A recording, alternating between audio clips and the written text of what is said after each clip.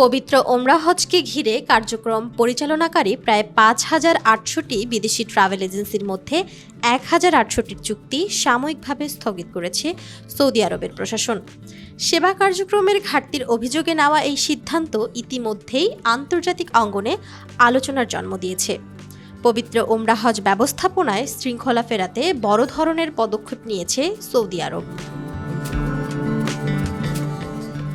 ১ ফেব্রুয়ারি এক বিবৃতিতে মন্ত্রণালয় জানায়, এসব বিদেশি ট্রাভেল এজেন্সির কার্যক্রম ও সেবার মান নিয়ে পর্যায়ক্রমিক মূল্যায়ন করা হয়েছে। সেই মূল্যায়নে একাধিক প্রতিষ্ঠানের কর্মদক্ষতা ও সেবার মানে ঘাটতির বিষয়টি উঠে আসে। এরপরেই সংশ্লিষ্ট এজেন্সিগুলোর বিরুদ্ধে এই নিয়ন্ত্রণমূলক ব্যবস্থা নেওয়া হয়। মন্ত্রণালয় আরও জানায়, স্থগিত হওয়ার প্রতিষ্ঠানগুলোকে তাদের ত্রুটি সংশোধনের জন্য ১০ দিনের সময় দেওয়া হয়েছে। নির্ধারিত সময়ের মধ্যে অনুমোদিত মানদণ্ড পূরণ করতে পারলে আবারও তাদের চুক্তি কার্যকর করা হবে।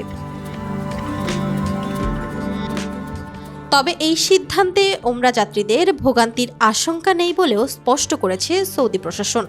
যেসব যাত্রীর বৈধ ভিসা রয়েছে এবং যাদের আগে থেকেই বুকিং সম্পন্ন, তাদের উপর এই চুক্তি স্থগিতের কোনো প্রভাব পড়বে না।